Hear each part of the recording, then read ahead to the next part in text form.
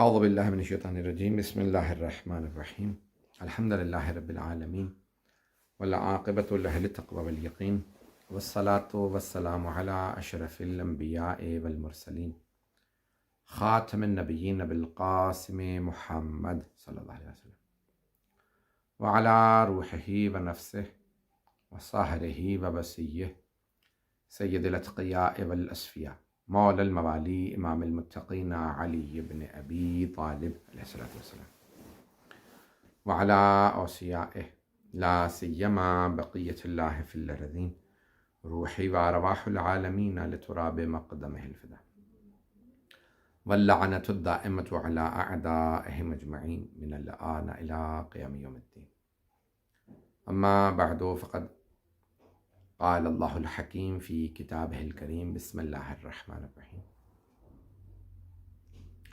تبارک الذی بیدہ الملک وهو علی کل شیء قدیر الذی خلق الموت والحیاة لیبلوکم ایکم احسن عملا صدق اللہ العلی العظیم صلوات اللہم صلی علی محمد وعلی محمد۔ سورہ فاتحہ کی درخواست سے مرحوم سید مقدس مہدی نقوی فرزند سید حیدر رضا نقوی جن کی یہ مجلس ہے سال ثواب کی، اور ان کے ساتھ ساتھ اس خاندان کے دیگر مرحومین کے لیے سورہ فاتحہ کی درخواست کی گئی ہے۔ سید حیدر رضا نقوی سن آف سید مہدی حسن نقوی، سیدہ شبیرہ خاتون رضوی ڈاٹر آف سید کرار حسین رضوی، سید رشید مہدی رضوی فرزند سید علی مہدی رضوی، سیدہ رباب بانو جعفری دختر سید غلام حسین جعفری، سیدہ عشرت زہرا رضوی دختر سید رشید مہدی رضوی، سیدہ مقدسہ خاتون نقوی دختر سید حیدر رضا نقوی، سید احمد حسن رضوی فرزند سید علی حسن رضوی، اور شہید سید مظہر عباس رضوی فرزند سید ساجد حسین رضوی۔ الفاتحہ۔ بسم اللہ الرحمن الرحیم الحمد للہ رب العالمین الرحمن الرحیم مالک یوم الدین ایاک نعبد و ایاک نستعین اہدنا الصراط المستقیم صراط الذین انعمت علیہم غیر المغضوب علیہم ولا الضالین۔ بسم اللہ الرحمن الرحیم قل هو اللہ احد اللہ الصمد لم یلد ولم یولد ولم یکن له کفوا احد۔ بسم اللہ الرحمن الرحیم قل هو اللہ احد اللہ الصمد لم یلد ولم یولد ولم یکن له کفوا احد۔ بسم اللہ الرحمن الرحیم قل هو اللہ احد اللہ الصمد لم یلد ولم یولد ولم یکن له کفوا احد۔ بسم اللہ الرحمن الرحیم قل هو اللہ احد اللہ الصمد لم یلد ولم یولد ولم یکن له کفوا احد۔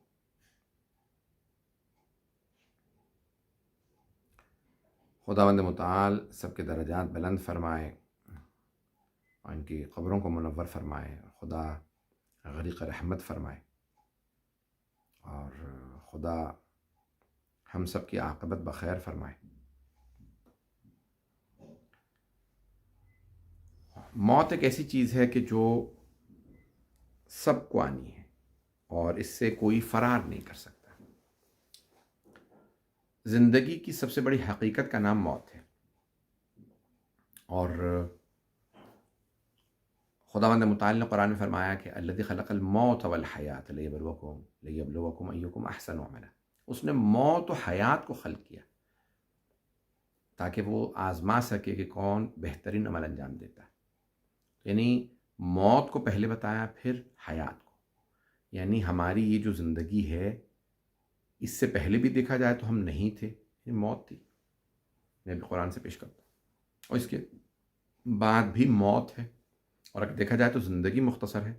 اس سے پہلے جب ہم نہیں تھے وہ دنیا نہ جانے کب سے ہے، اور جب نہیں ہوں گے، اگر ہم دیکھیں زیادہ تر جو لوگ انتقال کر چکے ہیں ان کو انتقال ہوئے کتنی مدتیں گزر چکی ہیں۔ تو یعنی ہم جب مر جائیں گے تو اس کے بعد پھر ہماری جو زندگی اس دنیا کی ہے وہ بہت مختصر ہے، اور اس زندگی کے تقاضے، اس کے ضروریات بہت کم ہیں، اور جو موت کے بعد کے تقاضے اور ضروریات ہیں وہ بہت زیادہ ہیں۔ اور لیکن ہم اس دنیا کے سارے میلوں کے اندر ہم جو ہے وہ گم ہو جاتے ہیں اور ہم بھول جاتے ہیں کہ ہم بنائے آخرت کے لیے گئے، اور وہ آخرت جو ہے وہ ہمارے لیے زیادہ اہم ہے۔ تو اب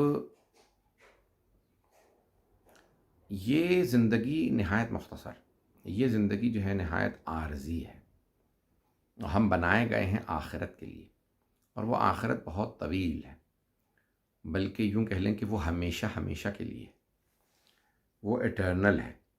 تو اب انسان کوشش یہ کرے کہ اس آخرت کے لیے اپنے آپ کو آمادہ کرے، اس دنیا ہی کو، الدنیا مزرعۃ الآخرہ، آخرہ، آخرت کی کھیتی کا نام جو ہے وہ دنیا، یعنی جو ہم فصل بوئیں گے وہ ہمیں آخرت میں کاٹنی پڑے گی۔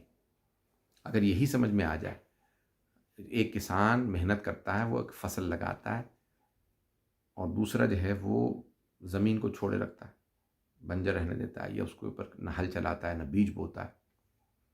اب جب فصل کاٹنے کا وقت آتا ہے، جس نے بیج بویا تھا، جس نے ہل چلایا، بیج بویا، پانی دیا، محنت کی فصل پہ، جب فصل کاٹنے کا وقت آئے گا وہ تو فصل کاٹے گا، کیونکہ اس نے فصل لگائی تھی۔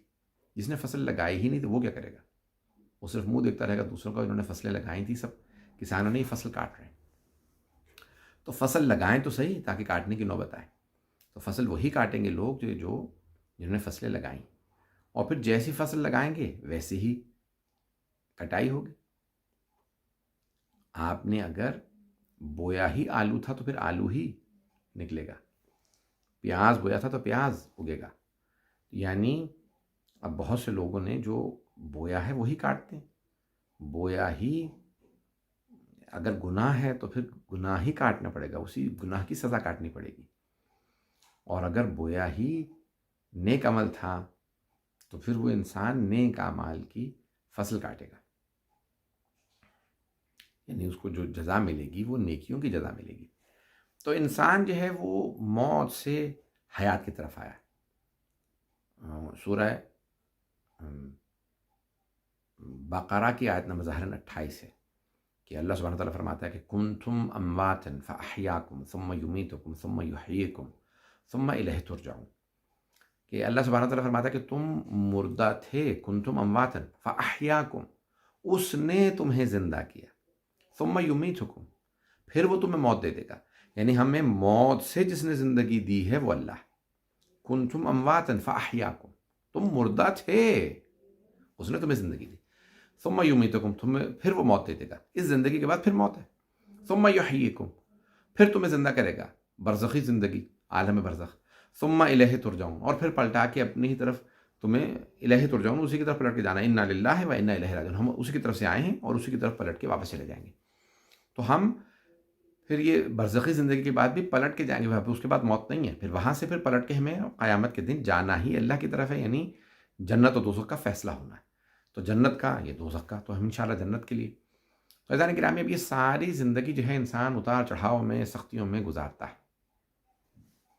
تو اب یہ انسان موت و حیات کا فلسفہ اگر سمجھ میں آ جائے، اس کو زندگی موت کا فلسفہ سمجھ میں آ جائے، یہ زندگی موت یہ عجیب ہے انسان کے لیے، جیسے اللہ سبحانہ وتعالیٰ نے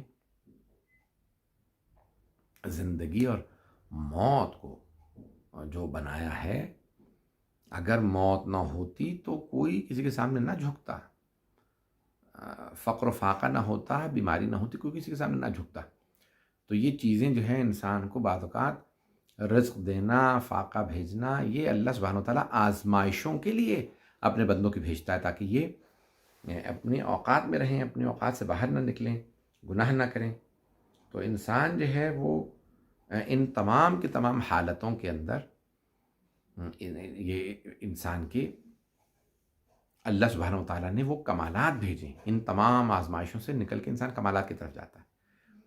اب یہ مختصر سے زندگی ہے، اکاش، ایک بہت بڑے مفکر کہتے تھے کہ اکاش 2 زندگیاں ہوتی انسان کے لیے، ایک زندگی وہ کہ جس میں انسان زندگی گزارتا، تجربہ کرتا، سیکھتا اس سے، اور پھر دوسری زندگی گزارتا جو بالکل پرفیکٹ، بہترین زندگی انسان گزارتا لیکن ایسا ہوتا نہیں، ہوتا یہ ہے کہ انسان وہ جو پہلی دفعہ میں اس کو زندگی ملتی ہے اسی میں نقائص کے ساتھ زندگی بسر کرتا ہے، اور پھر انہی نقائص سے، غلطیوں سے، اشتباہات سے، گناہوں سے سیکھ کر کے اصلاح بھی کرتا ہے اپنی، انشاءاللہ۔ بہت سے لوگوں کو تو اصلاح کی بھی توفیق نہیں ہوتی اپنے، کہ وہ دوسروں کی اصلاح کے اندر مگن رہتے ہیں، اپنی اصلاح نہیں کر پاتے۔ تو یہ دیکھیں، اصلاح کرنا یہ بھی توفیق الہی ہے، اپنے عیبوں کو دور کرنا، اسی دوران سیکھنا اپنی غلطیوں سے اور اپنے آپ کو امپروو کر کے پھر اپنی بہترین زندگی بسر کرنا۔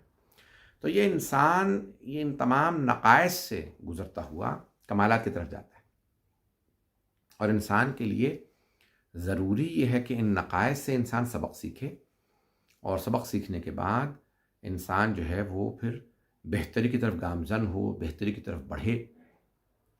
موت و حیات کا فلسفہ، یہ موت ہے جو انسان کو گناہوں سے دور رکھتی ہے۔ ابھی سب لوگوں کو پتہ ہوتا ہے کہ ہم نے مر جانا ہے، جو خدا کو نہیں مانتے وہ بھی یہ جانتے ہیں میں نے مرنا ہے، اسے پتہ ہوتا ہے کہ ایک دن موت آنی ہے، اس کے باوجود بھی دنیا میں اتنے مگن ہو جاتے ہیں کہ لوگوں پہ مظالم بھی کرتے ہیں، ظلم بھی کرتے ہیں، گناہوں کے اندر چلے جاتے ہیں، اور یہ سوچ رہے ہوتے جیسے، یعنی اور ایسے عمل کر رہے ہوتے جیسے اس کے لیے موت ہی نہیں ہے۔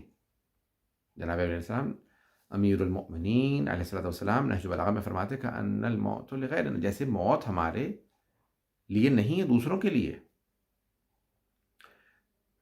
ابھی انسان نے مرنا ہے، جو خدا کو نہیں بھی مانتا اسے یہ پتا ہے میں نے مرنا ہے، تو انسان اتنا بے پھر کے یا آپے سے باہر ہو کے گناہوں کے اندر ملوث ہو جاتا ہے۔ اور اگر اس کو یہ پتا ہوتا کہ میں نے مرنا ہی نہیں ہے تو سوچیں کیا کرتا۔ ابھی اس نے بوڑھا ہونا ہے، اس جوانی سے بڑھاپے کی طرف جانا ہے، طاقت سے کمزوری کی طرف جانا ہے، طاقت ختم ہو جائے گی، یہ گھمنڈ تکبر مٹی میں مل جائے گا۔ پھر بھی اسے اتنا تکبر، گھمنڈ، غرور، تکبر اور دوسروں کے اوپر ظلم، جور، یہ سب کچھ یہ انسان وہ کرتا ہے جسے پتہ ہوتا ہے میں مٹی میں مل جاؤں گا، میں خاک میں مل جاؤں گا، میں مر جاؤں گا، پتہ ہے اس کے باوجود۔ تو یہ خداوند متعال نے انسان کے لیے یہ بہت بڑی توفیق رکھی ہے کہ اس کو اصلاح ہو جائے اور اس کو یہ پتہ چل جائے کہ ہم نے جو ہے اس دنیا سے چلے جانا ہے۔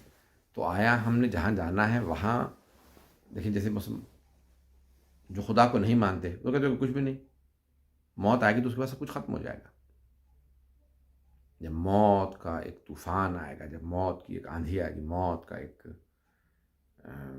بہت بڑا دھچکا، ایک بہت بڑا زلزلہ آئے گا جو زندگی کے اس عمارت کو چکنا چور کر دے گا، ختم کر دے گا، اور پھر انسان اس کے بعد موت کے منہ میں چلا جائے گا اور وہ کسی لائق نہیں رہے گا اور وہ ختم ہو جائے گا، اور اس کے بعد ختم ہونے کے بعد اس کی کوئی حیثیت نہیں رہ جائے گی۔ جب کچھ نہیں رہ جائے گا تو کیا ہوگا؟ قبر کے اندر نہ کوئی سوال، نہ جواب، نہ کوئی حساب، نہ کتاب، نہ پرسش، نہ سوال، نہ حساب، نہ صراط، نہ میزان، نہ جنت، نہ دوزخ، کچھ بھی نہیں ہے۔ جو نہیں مانتے ان کے لیے کچھ نہیں۔ تو جب ختم ہو گئی زندگی تو جو کچھ کرنا دنیا میں کر لو، کیونکہ آخرت میں تو کچھ نہیں ہے۔ لیکن جو اللہ کو مانتے ہیں، جو قیامت کو مانتے ہیں، جو حساب کتاب کو مانتے ہیں، جو صراط کو مانتے ہیں، میزان کو مانتے ہیں، سوال منکر و نکیر کو مانتے ہیں، ان کا کیا ہوگا؟ وہ کیا کریں گے؟ ان کے لیے تو ہونا چاہیے نا، جو نہیں مانتے نا، ان کا تو حساب کتاب ہی چھوڑ دیں نا، وہ تو مانتے ہی نہیں۔ اب جو مانتے ہیں وہ اپنا حساب کتاب صحیح رکھیں۔ مجھ سے پوچھا جائے گا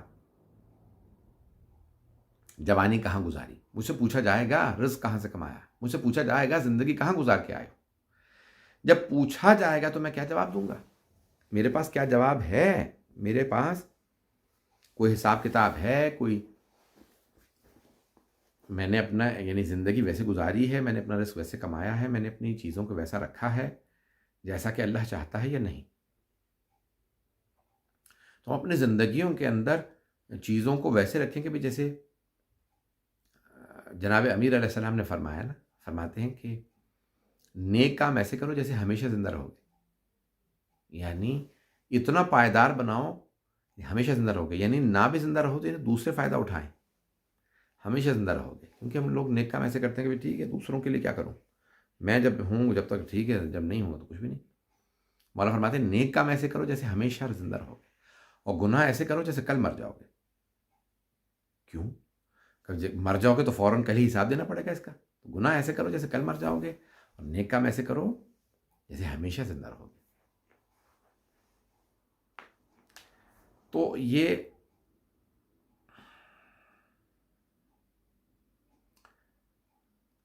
یعنی انسان اس طرح سے اس دنیا کے اندر زندگی بسر کرے کہ ایک اور مقام میں مولا کائنات کا بڑا عجیب و غریب فرمان ہے، ہلا دیتا ہے.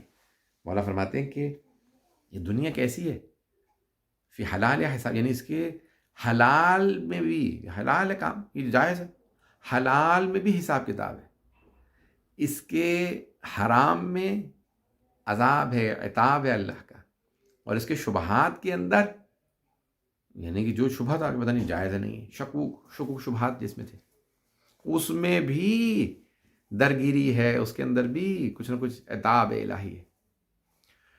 تو یہ دنیا کا یعنی حلال میں بھی حساب ہے. یہ حلال تھا تو بھی زیادہ کیوں کھایا، دوسروں کو کیوں نہیں دیا، ایسا کیوں نہیں کیا، ویسا. تو یہ دنیا. اور پھر ایک اور مقام میں فرماتے ہیں کہ اس کی دنیا کی مثال جو ہے وہ شراب کی مانند ہے. یعنی یہ لگتی بہت پرکشش ہے لیکن یہ ایک شراب ہے، جھوٹ ہے. تو اور ایک اور مقام میں فرماتے ہیں کہ دنیا کی جو ہے وہ سمندر کے پانی جیسی مثال ہے. جتنا پیو گے پیاس بڑھتی چلی جائے گی، نہیں جتنا دنیا کے اندر گھستے چلے جاؤ گے اتنے دھستے چلے جاؤ گے، پیاس بڑھتی چلی جائے گی، دنیا کی طلب بڑھتی چلی جائے گی. اور جب پتہ چلے گا ارے میرا آخری وقت آ گیا، ارے میرے تو دنیا ختم ہو گئی، اور مجھے آخرت کے لیے میں نے کیا کیا، تو آخرت کے لیے کچھ نہیں کیا ہوگا. مولا کائنات ہی نے ایک اور مقام پہ، اس کو علامہ مجلسی نے اپنی عین الحیات میں، جس کا اردو ترجمہ روح الحیات کے نام سے مرحوم نسیم ابروہی صاحب کا، یا بہرحال ابروہی صاحب نے ترجمہ کیا اور بہترین ترجمہ کیا. بہت پیاری اردو اس کی، جیسے آپ پڑھ رہے ہیں تو آپ کو لگے گا جیسے ناول پڑھ رہے ہیں. بہت اس کی اردو اچھی ہے، اور لیکن یعنی وہ اخلاق کی کتاب ہے، اخلاقیات پہ علامہ مجلسی کی، اس کو اردو ٹرانسلیشن بہت خوبصورت ہے. تو اس کے لیے علامہ مجلسی نے عجیب و غریب انداز سے فرماتے ہیں کہ جناب امیر علیہ السلام نے ایک مثال دی ہے بہت خوبصورت. اب مجھے نہیں معلوم جمعہ خطبے میں مولانا نے مثال دی ہے، کہاں دی ہے مثال. تو مثال دیتے ہیں دنیا کی، تو کہتے ہیں کہ ایک آدمی تھا دنیا میں، اس کے 3 دوست تھے. ایک دوست سے بہت زیادہ محبت کرتا تھا اور سارا وقت بھی اسی کو دیتا تھا، اور اسی کے ساتھ اس کا زیادہ تر وقت گزرتا تھا. دوسرے دوست سے محبت تھی لیکن اتنی نہیں جتنی پہلے دوست سے، لیکن دوسرے دوست سے بھی بہت محبت تھی. انہیں وقت سے اس دوسرے دوست کو وقت کم دیتا تھا. اور تیسرے دوست سے اسے نہ محبت زیادہ تھی، نہ اسے کبھی وقت دیتا تھا. اچانک ایک دن اس کو بادشاہ نے بلا لیا، طلب کر لیا کہ آ جاؤ. بادشاہ نے بلایا تو وہ گھبرایا کہ بادشاہ حساب کتاب لے گا، اس کی حکومت میں رہتا. تو فوراً دوڑتا ہوا پہلے دوست کے پاس گیا جس کو وقت زیادہ دیا تھا، جس سے محبت بہت کی تھی. کبھی مجھے بادشاہ نے بلایا، کبھی کیا کریں، کبھی چلو میرے ساتھ. کبھی میں تو نہیں آ سکتا، تمہیں ایک اچھا سوٹ سلوا دیتا ہوں، پہن کے بادشاہ کے پاس چلے جاؤ. کہا اتنا میں نے تمہیں وقت دیا، پوری زندگی تمہارے ساتھ گزاری، تمہیں اتنا ٹائم دیا، محبت کی، لیکن کہا نہیں میں کچھ نہیں کر سکتا. دوسرا دوست اس کے پاس گیا، کبھی تمہیں وقت دیا ہے، اتنا نہیں جتنا پہلے دوست کو، لیکن تمہیں بھی بہت وقت دیا، تمہیں محبت بہت زیادہ دی. اس جگہ بھی میں تمہیں بادشاہ کے محل تک چھوڑاؤں گا، پھر آگے تم جانو بادشاہ. اب جب ہر طرف سے نا امید ہو گیا تو پھر اس تیسرے دوست کے پاس آیا.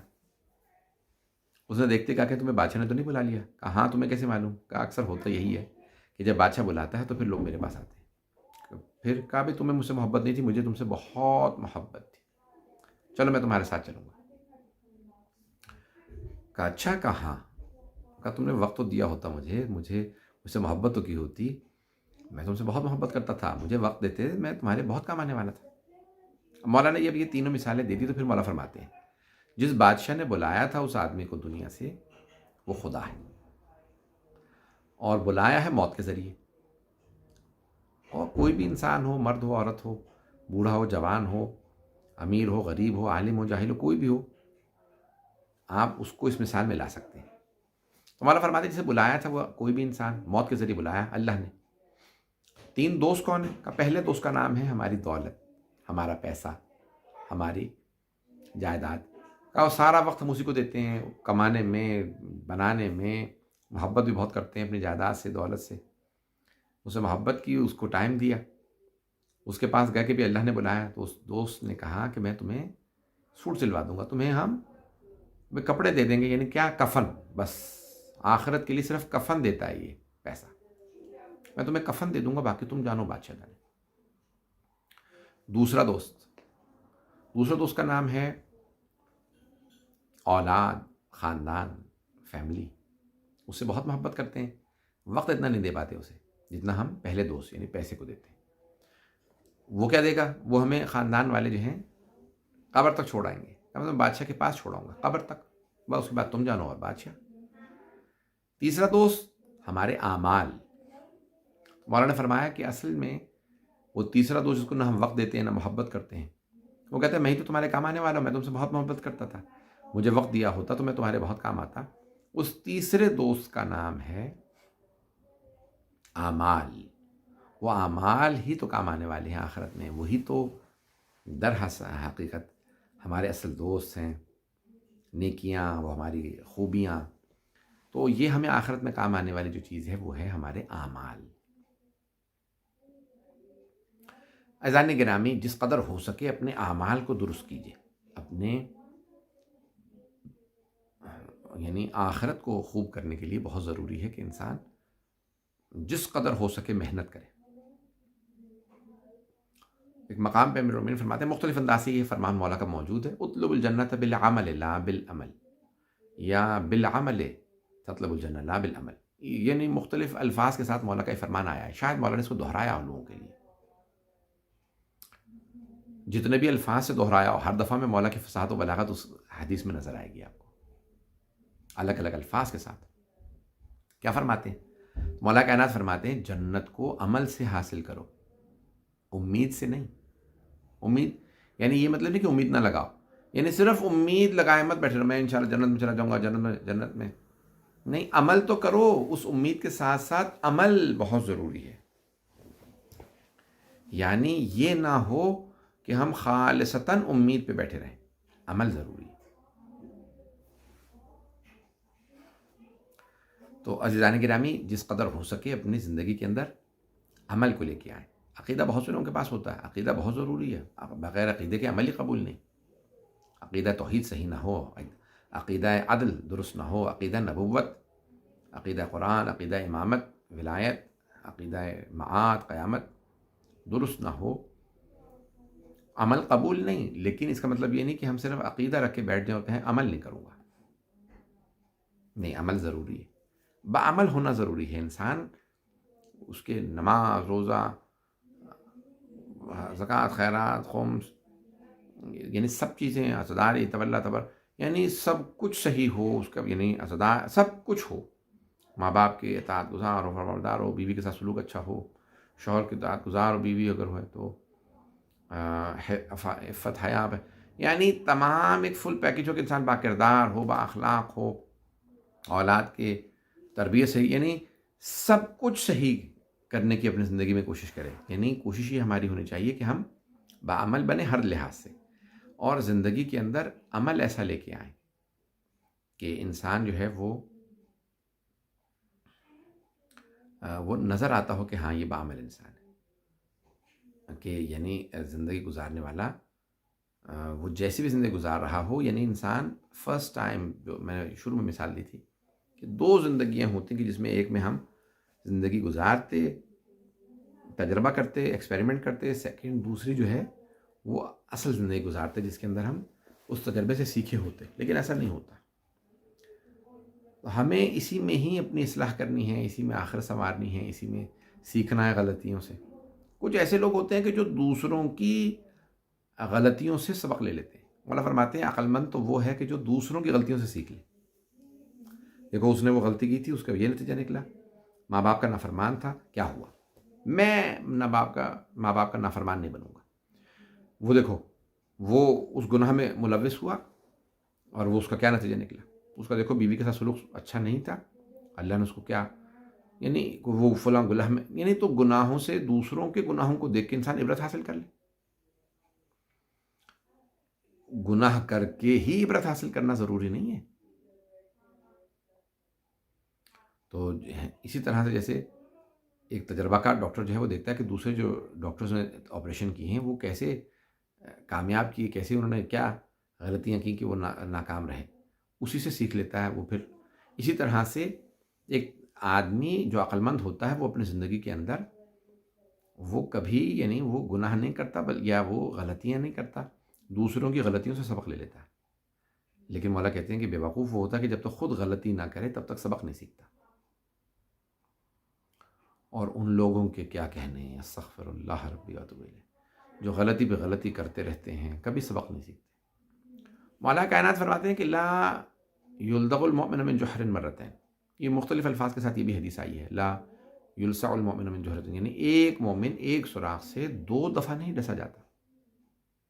یعنی اگر آپ کو ایک آدمی سے ایک برا تجربہ ہو گیا، ایک آپ نے غلطی کی، اسے آپ نے ایک برا تجربہ یعنی اس سے آپ نے ہو گیا، تو اب آپ اسے سبق حاصل کریں، اس غلطی کو ریپیٹ نہ کریں. آپ اس غلطی سے سیکھیں اور اس کو ریپیٹ نہ کریں. وہی غلطی اگر آپ ریپیٹ کریں گے تو اس کا مطلب ہے یہ اسی آدمی سے پھر دوبارہ دھوکہ کھائیں گے، اسی غلطی کو دوبارہ دہرائیں گے، یا اسی جس آدمی نے آپ کو پہلی دفعہ دھوکہ دیا. اس کا مطلب ہے پھر آپ ابھی ایمان میں بہت کمزور ہیں، کیونکہ مومن کی علامت مولا نے بتائی ہے کہ مومن ایک سوراخ سے 2 مرتبہ نہیں ڈسا جاتا. تو ہمیں ایک ہی زندگی کے اندر مختلف سبق حاصل کرنے. آج جن مومنین کی مجلس رکھی گئی ہے وہ بہت ذہین، زیرک، سمجھدار مومن تھے، اور زندگی بھر اپنے خانوادے کے لیے، یعنی یہی انسان کی کوششیں ہیں کہ میں اپنی فیملی کے لیے کچھ کر سکوں، فیملی کے لیے ڈیڈیکیٹڈ ہو. لوگ کہتے ہیں کہ نہیں ہر آدمی جو ہے اپنے فیملی سے تو سبھی نہیں ہوتے. یہی جو خانوادہ کسی کو یاد کر رہا ہے آج، ان کو یاد کر کے رو رہے ہیں. رسول خدا فرماتے ہیں تم میں سب سے اچھے لوگ وہ ہیں جو اپنے خاندان والوں کے لیے سب سے اچھے ہیں، اپنے بیوی بچوں کے لیے، اپنے عزیزان گرامی، اپنے فیملیوں کے ساتھ اچھا رویہ رکھنا. یہی تو انسان، باہر تو ہر آدمی اچھا ہوتا ہے، لوگوں کے ساتھ تو ہر آدمی اخلاق سے پیش آتا ہے. ارے لوگ میرے متعلق کیا کہیں گے اگر میں برے طرح سے پیش آؤں گا. تو باہر تو ریاکاری ہوتی ہے، دکھاوا ہوتا ہے، شو کیسا سب سے اچھی طرح سے پیش آنا، یہ تو سبھی کر لیتے ہیں. کمال یہ ہے کہ انسان جیسا باہر ہے ویسا ہی گھر کے اندر بھی ہو. یہ نہ ہو کہ جیسے گھر آئے تو انسان کا اصل باہر آنے لگے، گھر آتے موڈ آف، ہر ایک کو ڈانٹ رہے ہیں، ہر ایک سے لڑ رہے ہیں، ہر ایک کو گالی وقت. نہیں، گھر میں انسان کا اخلاق اچھا ہو، لوگ اس کو یاد کریں. لوگوں میں ایسے رہو کہ جب تک زندہ رہو تو لوگ تمہارے ملنے کے مشتاق ہوں، اور جب مر جاؤ تو تمہارے مرنے میں کہیں انا للہ و انا الیہ راجعون. یعنی لوگوں کے درمیان میں ایک اچھی مثال قائم کرو، لوگوں میں بھی اخلاق اچھا ہو، گھر پہ بھی اخلاق اچھا ہو، اور لوگوں کے ساتھ اچھی طرح سے پیش آنا بہت ضروری ہے. اخلاق سے پیش آنا، لوگوں کے سامنے باکردار، با اخلاق رہنا، یہ بہت ضروری ہے.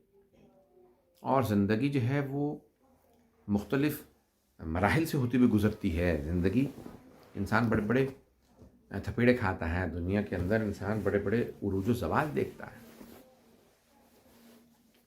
اچھے وقت میں تو ہر آدمی ساتھ رہتا ہے، برے وقت میں کون ساتھ رہتا ہے؟ برے وقت میں صرف وہی جو مخلص و محبت کرنے والا وہی ساتھ رہتا ہے. تو وہ افراد جو چاپلوس ہوتے ہیں، مفاد پرست ہوتے ہیں، وہ برے وقت میں آپ کا ساتھ چھوڑ کے چلے جائیں گے. بس برے وقت میں ہی کام آنے والے جو ہوتے ہیں وہی آپ کے اصل دوست ہوتے ہیں.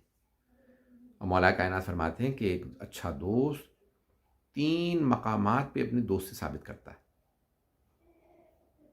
آپ کی عدم موجودگی میں، کئی لوگ ہوتے ہیں منہ پہ آپ کے بہت اچھے ہوتے ہیں، جیسے ہی آپ چلے گئے تو پیچھے آپ کی برائیاں کر رہے ہیں. تو دوست وہ ہے جو آپ کی موجودگی میں صرف اچھا نہ ہو، بلکہ آپ کی غیبت میں بھی، آپ کی عدم موجودگی میں بھی وہ آپ سے مخلص ہو اور آپ کی تعریف کرے، آپ کی اچھائیاں بیان کرے، برائیاں بیان نہ کرے. دوسرا، مولا فرماتے ہیں دوسرے مقام اس کے لیے اچھائی ثابت کرنے کا یہ ہے کہ وہ دوست آپ کا مخلص ہے یا نہیں، کہ آپ کے برے وقت میں کام آتا ہے یا نہیں. دوست وہ ہے جو آپ کے برے وقت میں کام آئے. ایک آپ کی غیبت میں آپ کی اچھائیاں بیان کرے، دوسرا آپ کے برے وقت میں آپ کے کام آئے. اچھا، اب یہ مخلص ثابت ہو گیا؟ نہیں، مولا فرماتے ہیں پھر تیسرا تیسرا بھی مرحلہ ہے. یہ اگر مخلص دوست ہے تو پھر آپ کے مرنے کے بعد بھی آپ کو یاد رکھے، یعنی فاتحہ میں، قرآن میں، نذر و نیاز میں، اچھے الفاظ میں، آپ کی فیملی کو پوچھ لے، یعنی مرنے کے بعد بھی جو کام آئے وہ دوست ہے. اور ایک اچھا دوست زندگی کی کمائی ہے. A good friend is an achievement of a lifetime. زندگی کی کامیابیوں میں سے کامیابی کا نام دوست ہے. مولا کائنات علیہ السلام فرماتے ہیں نجم البلاغہ میں کہ فقیر وہ نہیں ہے، غریب وہ نہیں ہے جس کے پاس پیسے نہ ہوں، غریب وہ ہے جس کا کوئی دوست نہ ہو. تو دوست ہونا، دوست یہ بہت ضروری ہے کہ یعنی یہ جو آپ کے اتنے دوست ہیں، یہ چاہنے والے، یہ آپ کے یہ دوست ہوں، جتنے زیادہ دوست ہوں وہ اتنے ہی زیادہ آپ کے لیے مفید ہیں. دوست 100 بھی ہوں، 1000 بھی ہوں تو کم ہے، دشمن ایک بھی ہو تو زیادہ. تو جس قدر ہو سکے تو پھر آپ بھی لیکن دوستوں کے کام آئیں. پھر یہ نہیں کہ میں آپ کی توقع رکھیں کہ ہر آدمی میری اچھائی بیان کری، میری عدم موجودگی میں لوگ میرے برے وقت میں میرے کام آئیں، میرے مرنے کے بعد کام آئیں. میں کسی کے نہ زندگی میں کام آؤں گا، نہ اس کی برائیاں بھی بیان کروں گا، برے وقت میں بھی کام نہیں آؤں گا، مرنے کے بعد بھی کام. تو پھر آپ دوسروں سے ایسے توقعات کیوں رکھے ہوئے ہیں؟ تو اس لیے ضروری ہے کہ انسان جو ہے وہ ہمیشہ ہر ایک کے کام آئے. کام آنے کی سب سے بڑی علامت و نشانی یہ ہے کہ انسان لوگوں کی خوبیاں بھی بیان کرے. تو عزیزان گرامی، کام آنے کے لیے یہ ضروری ہے کہ انسان اپنی حیثیت کے مطابق کام آئے، اپنے مقام و منزلت کے حساب سے لوگوں کے کام آئے. یہ لازمی نہیں ہوتا کہ انسان اپنے آپ کو بیچ کے دوسروں کے کام آئے، اپنا مکان بیچ کے کام نہیں. جو حیثیت ہے، میں اپنی حیثیت کے حساب سے کسی کام آؤں گا، کسی کے لیے دعا کروں گا، کسی کے اس کے برے وقت میں کام آؤں گا. تو یہ بہت ضروری ہے کہ یہ نہیں ہے کہ لازماً نہیں، بس جتنا کر سکتے ہیں اتنا تو کریں. تو بہرحال یہ دنیا جو ہے وہ بڑی ہی محدود سی دنیا ہے، بہت یہ عارضی دنیا ہے. انسان یہ نہ کرے کہ اس عارضی دنیا کے اندر وہ اس دنیا سے دل لگا لے. عارضی چیز سے دل نہیں لگایا جاتا، جو ہمیشہ رہنے والی چیز ہے اس سے دل لگایا جاتا ہے. نعمت سے بہتر شکر نعمت ہے. بڑا عجیب ہے. ظاہر مولا کا فرمان ہے، مولا بن رومین کا. کیا فرماتے ہیں علیہ الصلوۃ والسلام کہ نعمت سے بھی اللہ نے نعمت تمہیں دی ہے، لیکن اس نعمت پہ شکر کی توفیق بھی اللہ نے دی ہے. مولا فرماتے ہیں نعمت سے بھی بہتر شکر کی توفیق ہے. کیوں مولا؟ نعمت ملی مجھے، اتنا اللہ نے رزق دیا، یہ مکان دے دیا، یہ نعمت ہے. مولا نے کہا نہیں، اس سے بھی زیادہ اچھا جو تم شکر ادا کرتے ہو نا، وہ اس نعمت پہ شکر ادا کرنا، یہ اس سے بہتر ہے. کہا مولا کیوں؟ کہا کیونکہ نعمت تو دنیا کے بعد ختم ہو جائے گی، لیکن وہ جو شکر ادا کیا تھا وہ دنیا کے بعد بھی باقی رہے گا. اللہ اکبر، وہ دنیا کے بعد بھی باقی رہے گا.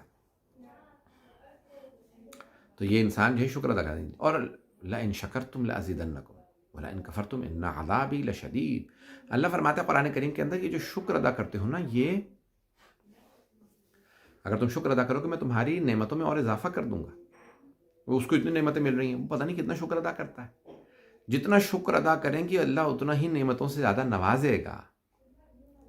اور اگر تم کفران نعمت کرو، یعنی ناشکرا پن کرو، نہیں مجھے تو اس کو اتنا دیا، مجھے تو دیا ہی نہیں، میں اتنا مانگ رہا اللہ دعا میری قبول ہی نہیں کرتا. ارے بھائی شکر تو کرو، اتنا دے دیا، اس پہ خود اللہ اضافہ کرتا چلا، بڑھائے گا اور دے گا، مزید عطا کرے گا. لَأَزِيدَنَّكُمْ، اللہ کہتا ہے میں مزید دوں گا نعمتیں. وَلَئِن كَفَرْتُمْ إِنَّ عَذَابِي لَشَدِيدٌ. اگر تم کفران نعمت کرو گے، ناشکرا پن کرو گے، تو یاد رکھنا میرا عذاب بڑا شدید ہے، شدید عذاب دینے والا. یعنی ایک تو میں نے اتنی نعمتیں دی، اس پہ اوپر سے ناشکرا پن کر رہا ہے. ایک نعمت پہ اللہ ایسا نہیں کرتا، اس نے اتنی نعمتیں دی ہیں، اور تم اپنے رب کی کس کس نعمت کو ٹھکراؤ گے. فَبِأَيِّ آلَاءِ رَبِّكُمَا تُكَذِّبَانِ. اے جنوں، اے انسانوں، تم اپنے رب کی کس کس نعمت کو جھٹلاؤ گے. میں ایک جگہ کہیں گیا ہوا تھا، ایک مومن آئے، ان کی ایک آنکھ نہیں کھل رہی تھی. ان کو کیا ہوا؟ کہنے مولانا مجھے تو پتہ نہیں تھا کہ آنکھ کے اوپر جو پوٹا ہے اس کے اوپر مسلز ہوتے ہیں. تو میں ڈاکٹر کے پاس گیا، میری آنکھ نہیں کھل رہی. کھولتا ہوں، دیکھتا ہوں سب کچھ نظر آ رہا ہے. کہا یہ مسلز آپ کے ویک ہو گئے ہیں، کمزور ہو گئے ہیں، کام نہیں کر رہے. تو کہنے لگے میں نے فوراً آیت پڑھی فبأي آلاء ربكما تكذبان، اپنے رب کی کس کس نعمت کو جھٹلاؤ گے. اتنا سا یعنی اس کے اوپر آنکھ کے اوپر مسلز ہیں، کام کرنا بند ہو گئے ہیں، کمزور ہو گئے ہیں. تو میں آنکھ کھولتا ہوں ہاتھ سے تو لڈ کھلی رہتی، نہیں تو بند ہو جاتی ہے. یہ اتنی بڑی نعمت کہنے لگے مجھے احساس اب ہو رہا ہے جب وہ چلی گئی. چھوٹی چھوٹی نعمتیں ہیں، یہ سانس، یہ ہاتھ کا چلنا، آنکھ کا یہ سب اللہ کی نعمت. دماغ کا چلنا اللہ کی نعمتیں. پروردگارہ تیرا شکر ہے، ان نعمتوں پہ شکر ادا کریں. اور سب سے بڑا شکر یہ ہے کہ ان نعمتوں کا صحیح استعمال کریں. نعمتوں کا صحیح استعمال کریں گے تو یہ سب سے بڑی نعمت ہے، اور ان کا غلط استعمال کرنا یہ سب سے بڑا کفران نعمت ہے. بس میں نے وعدہ کیا تھا میں زیادہ وقت نہیں لوں گا، انشاءاللہ مختصر سی مجلس. اور یہ خصوصاً کیمرے پہ بولنا، آپ لوگ سارے گھروں پہ بیٹھ کے سنیں اور ہم لوگ یہاں سے بولیں، اور یہ نہ آڈینس سامنے، نہ کوئی دیکھ رہے ہیں، ہم نے کسی کو نظر آ رہے ہیں. یہ اسکرین پہ ایک دو جو تصویریں آتی ہیں وہ مجھے اس سے پتہ نہیں چلتا کون سن رہا ہے کون نہیں سن رہا، کوئی دیکھ رہا نہیں دیکھ رہا. یہ بڑا مشکل ہو جاتا پڑھنا ہمارا ایسے اسکرین کے اوپر بیٹھ کے. وہ لوگ گھروں میں سن رہے ہیں اور نہ چہرے پہ نظر آ رہے ہیں، نہ پتہ چل رہا ہے، ہم کیمرے پہ بیٹھے ہوئے پڑھ رہے ہیں. یہ بڑا مشکل ہو گیا آج کل مجالس. پروردگار کرونا وائرس کا خاتمہ فرمائے، دوبارہ امام بارگاہیں کھلیں، دوبارہ اس طرح سے آزاد ہو، آزاداری اور سب کچھ. یعنی آزاد تو ہے ابھی بھی، ہم گھر گھر مجلس ہو رہی ہے، گھر گھر مجلس پہنچ گئی. یہ بھی اس کی نعمت ہے، اس کا کرم ہے کہ ذکر ہو رہا ہے. لیکن ہم چاہتے یہی ہیں کہ ہمیں دوبارہ وہ توفیق جیسے پہلے تھی وہ ملے. میں نے وعدہ کیا تھا مختصر رکھوں گا. یہ آن لائن ایک ایک ڈیڑھ ڈیڑھ گھنٹے کی مجلسیں وہ لوگ اگتا جاتے ہیں، کیونکہ وہ توجہ تمرکز، اور وہ بھی اسکرین کے اوپر بیٹھا ہوا انسان امام بارگاہ میں ہوتا. تو امام بارگاہ کی اپنی ایک رونق، اپنی ایک برکت، اپنی ایک اس کا ایک روحانیت، وہ کیا اسکرین کے اوپر آسان نہیں ہے. تو پروردگار ہمیں وہ دوبارہ برکتیں لوٹائے تاکہ ہم عزیزان گرامی ان نعمتوں پہ شکر ادا کریں. کون ہیں محمد والے محمد علیہ السلام؟ کیا جن مرحوم کی مجلس سے خدا ان کے درجات بلند فرمائے اور ان کے رتبے کو اور بلند فرمائے. عزیزان گرامی، ایصال ثواب کی مجلس ہے. مجھ سے کہا گیا، میں نے مجلس پڑھ دی، اور آپ لوگ سب سن رہے ہیں. میں اتنا عرض کروں گا کہ یہ اللہ نے ہمیں خلق کیا ہے کہ بہترین عمل دیکھے. اور بہترین عمل کیا ہے؟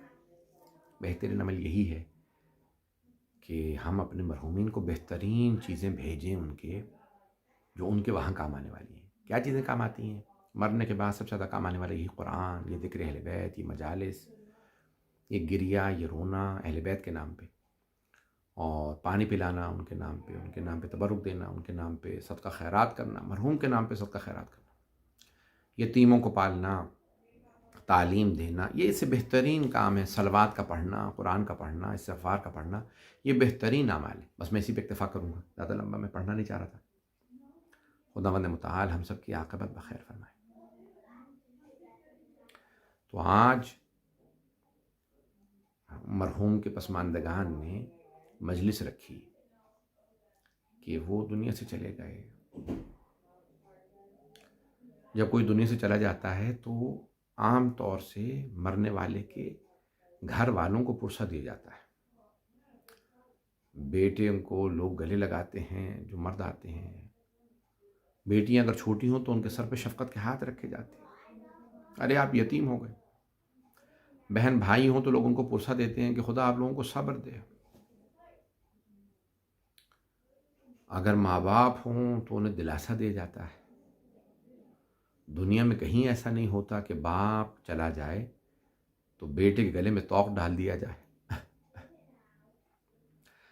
ہاتھوں میں ہتکڑیاں پہنا دی جائیں، پاؤں میں بیڑیاں پہنا دی جائیں. بیٹیاں چھوٹی ہوں ان کو تماچے مارے اور ان کی بالیاں چھین لی جائیں،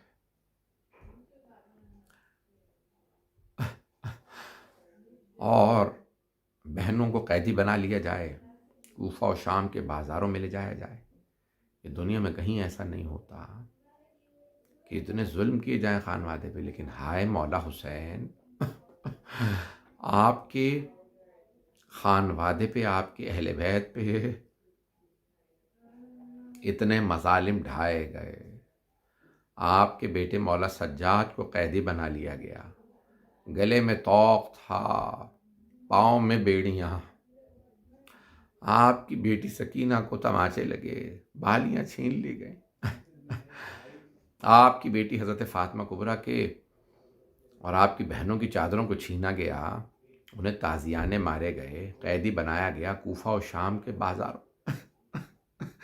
مولا سجاد فرماتے ہیں میں سب کچھ بھلا سکتا ہوں لیکن میں شام نہیں بھلا سکتا. جب بہت زیادہ یاد کر کے روتے تھے اپنے بابا کو، اپنے بھائیوں کو، اپنے چچا، سب کو یاد کر کے بہت روتے ہیں. ہائے میرے بابا کو پیاسا ذبح کر دیا گیا، واہ حسینہ قتل ابن رسول اللہ عطشانہ، ہائے نواسہ رسول کو پیاسا ذبح کر دیا. ہائے علی و بطول کی بیٹیوں کو کوفہ شام کے بازاروں میں لے گئے. مولا شام الشام، یہ کیوں امام سجاد نے فرمایا؟ یہ قابل غور بات ہے. مولا کوفے کے بھی بازاروں میں لائے تھے آپ کی پھپھیوں کو، لیکن کیوں کہا شام کے بازار کو نہیں بھلا سکتا؟ کیونکہ کوفے کے بازار کو سجایا نہیں گیا تھا. شام میں اور کوفے کے بازار میں فرق یہ تھا کہ شام کے بازار کو سجایا گیا، وہاں لوگ ساز آلات بجا رہے تھے، گانے گا رہے تھے. ہم نے باغیوں کو شکست دے دی، وہاں لوگ خوشیاں منا رہے تھے. کوفے کے بازار میں ایسا نہیں تھا، شام کے بازار کو سجایا گیا، شام کا دربار سجایا گیا تھا. یزید کا دربار سجا ہوا تھا، مولا حسین کا سر تشت میں رکھا تھا، اور علی و بطول کی بیٹیاں قیدی بنی بیٹھی تھیں، ان کو قیدی بنا کے بٹھا. مولا سجاد کو وہاں بٹھایا گیا، مولا امام باقر کو، جہاں غلاموں کو قیدی بنا کے بٹھایا جاتا تھا. اجرکم اللہ. اور شام کے بازار میں لوگ پتھر مار رہے تھے بیویوں کو. مولا سجاد و امام باقر علیہ السلام قیدی ایسے بنا کے لائے جا رہے تھے، بالا خانوں سے خواتین گرم پانی پھینک رہی تھی. اور وہاں لوگ نعرے لگا رہے تھے، ارے باقیوں کے خاندان والے آ گئے. میں اگر آپ کی طرف اگر کوئی سامنے کوئی رومال بھی پھینکے نا آپ کے چہرے کی طرف، تو آپ کو فوراً ہاتھ چہرے کے سامنے آ جائے گا، کیونکہ چہرہ نازک ہوتا ہے. آپ رومال کو بھی روکنے کی کوشش کریں گے، جبکہ جانتے ہیں رومال ہے، کپڑا ہے، کچھ نہیں ہوگا، آپ کو چوٹ نہیں لگے گی. پھر بھی لیکن انسان کا قدرتی ایک رد عمل ہے کہ ہاتھ چہرے کے سامنے آ جائے. لیکن اگر ہاتھ پسے گردن بندھے ہوں اور سامنے سے پتھر آ رہے ہوں تو کیسے روکا جائے گا پتھروں کو؟ اجرکم اللہ. رے علی و بطول کی بیٹیاں پتھر آ رہے ہیں، لیکن جب مولا عباس کو لوگ تیر مار رہے تھے، سینے میں تیر آ رہے، یہاں تک ایک آنکھ میں تیر لگ گیا، مولا عباس کے بازو نہیں تھے، تو کیسے روکا ہوگا تیروں کو؟ اجرکم اللہ. ارے جب آنکھ میں چھوٹے سا آنکھ کا پلکوں کا بال بھی چلا جائے تو جب تک بال نکال نہ دے تکلیف ہوتی رہتی ہے، اور اگر آنکھ میں تیر لگا ہو تو مولا عباس کے ہاتھ بھی نہیں تھے کہ تیر نکال سکیں، کیسے تیر نکالا ہوگا؟ مولا نے سر کو جھکایا، گھٹنوں سے تیر کو پکڑا، آواز دی مولا میری مدد کو آئیے. الا لعنت اللہ علی القوم الظالمین وسیعلم الذین ظلموا ای منقلب ینقلبون. پروردگارہ تجھے واسطہ، اپنے ذو جلال کا تجھے واسطہ، مولا حسین علیہ السلام کا ہم سب کی عاقبت بخیر فرما، اس خاندان کے تمام مرحومین کی درجات بلند فرما، ان کی قبروں کو منور فرما. پروردگار ہم سب کی اور اس خاندان کے تمام مرحومین کی درجات بلند فرما، ہم سب کی عاقبت بخیر فرما. صاحب الزمان علیہ السلام کے ظہور میں تعجیل فرما، دشمنان اہل بیت کو نیست و نابود فرما، داعش و طالبان کو آل سعود کو غارت فرما، بے اولادوں کو اولاد عنایت فرما، مقروضوں کا قرض ادا فرما، پریشان حالوں کی پریشانیاں دور فرما، کرونا وائرس کا خاتمہ فرما، اس خاندان کے تمام مرحومین اور ہم سب کی عاقبت بخیر فرما. ان تمام مرحومین کو اور ہم سب کو جناب سید الشہداء علیہ السلام کی شفاعت نصیب فرما. ربنا تقبل منا انك انت السمیع العلیم بحق محمد وآلہ الطیبین الطاہرین المعصومین. ایک سورہ فاتحہ اور 3 مرتبہ سورہ اخلاص پڑھ کے ان تمام مرحومین کو ثواب پہنچا دے جن کے آج یہ سارے سوال کی مجلس ہے. بسم اللہ الرحمن الرحیم الحمد للہ رب العالمین الرحمن الرحیم مالک یوم الدین ایاک نعبد و ایاک نستعین اهدنا الصراط المستقیم صراط الذین انعمت علیہم غیر المغضوب علیہم ولا الضالین. بسم اللہ الرحمن الرحیم قل هو اللہ احد اللہ الصمد لم یلد ولم یولد ولم یکن له کفوا احد. بسم اللہ الرحمن الرحیم قل هو اللہ احد اللہ الصمد لم یلد ولم یولد ولم یکن له کفوا احد. بسم اللہ الرحمن الرحیم قل هو اللہ احد اللہ الصمد لم یلد. خدا غریق رحمت کرے, خدا سب کے درجات بلند فرمائے.